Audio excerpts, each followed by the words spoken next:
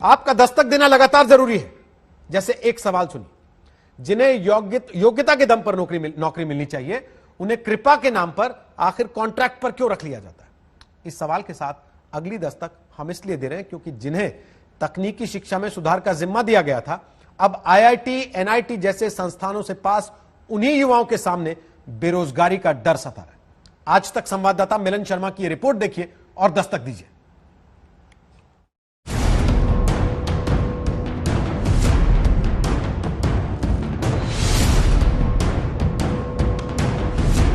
मुंह पर मास्क है, हाथ में एक पोस्टर है, दिल निराशा से भरा है, दिमाग सवालों के झंझावातों से जूझता हुआ। ये हमारे देश के वो बेटे बेटियां हैं जिन्होंने आईआईटी, एनआईटी से पढ़ाई की और फिर देश के टेक्निकल कॉलेजेस में शिक्षा की गुणवत्ता संभालने का जिम्मा अपने कंधे पर उठाया।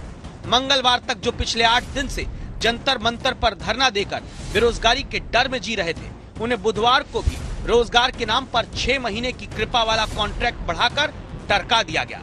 जिनके बीच लगातार आज तक संवाददाता मिलन शर्मा मौजूद रही, इनके अधिकार के लिए इनकी समस्या को रिपोर्ट करते हुए।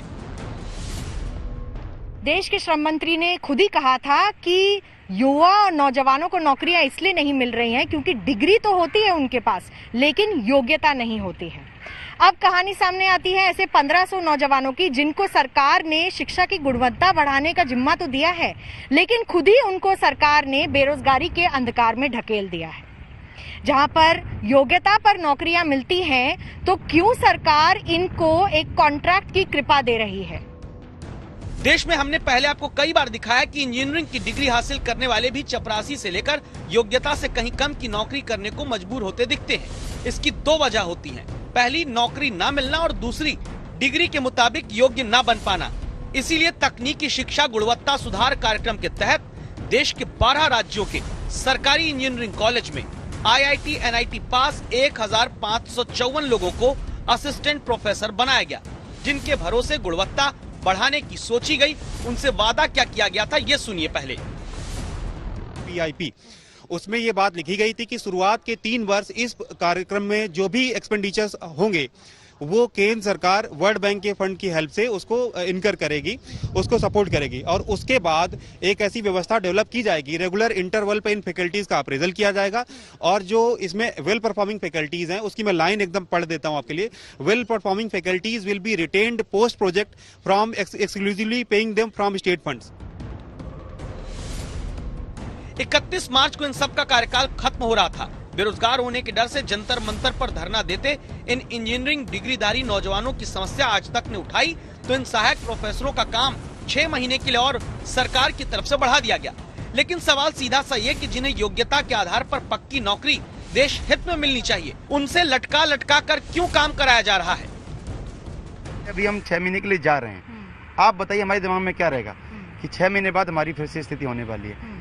जिस व्यक्ति को, एक लाइटर नोट पे मैं बोलना चाहता हूँ, जिस व्यक्ति को ये पता हो कि वो 3 दिन बाद खत्म होने वाला है, आज हम उससे बोले एंजॉय करो, वो कैसे कर पाएगा? ये लॉन्ग टर्म सरकार को सोचना चाहिए अगर क्वालिटी करनी है, क्योंकि अभी भी हम जा रहे हैं। ठीक है, हमें तात्कालिक सॉल्यूशन मिल गया है, हम जा रहे हैं, लेकिन हमें दोबारा आना पड़ेगा, यहाँ पे हमें फिर बात रखनी पड़ेगी। तो कृपया करके हमारा हाथ जोड़ के निवेदन है सरकार से कि एक लॉन्ग टर्म प्लान बनाइए हम लोगों के लिए।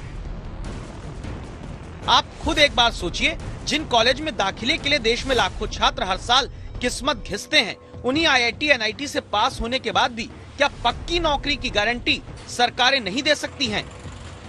6 महीने के लिए हम लोग जाएंगे, हमारे अंदर एक इनसिक्योरिटी रहेगी कि 6 महीने बाद क्या होगा। इनसिक्योरिटी इसलिए नहीं कि हम लोगों की जॉब जा रही है, इनसिक्योरिटी इसलिए भी क्योंकि जो हमसे हमारे भरोसे जो विद्यालय में एडमिशन लिए हुए विद्यार्थी है, तो उनका क्या होगा। ये वो छात्र हैं जिन्होंने देश के इंजीनियरिंग कॉलेज में शिक्षा की गुणवत्ता के लिए मल्टीनेशनल कंपनी की नौकरी छोड़ी है, अपनी पीएचडी का सपना छोड़ा।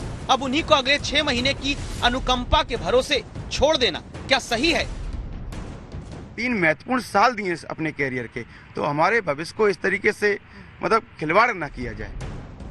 अगर इन युवाओं के लिए केंद्र और राज्य सरकारों ने मिलकर तुरंत कोई रोड मैप नहीं निकाला, तो 6 महीने बाद ये असिस्टेंट प्रोफेसर भी उन्हीं लाखों की भीड़ में शामिल हो जाएंगे जिन्हें बेरोजगार कहते हैं। दिल्ली से मिलन शर्मा के साथ आज तक ब्यूरो।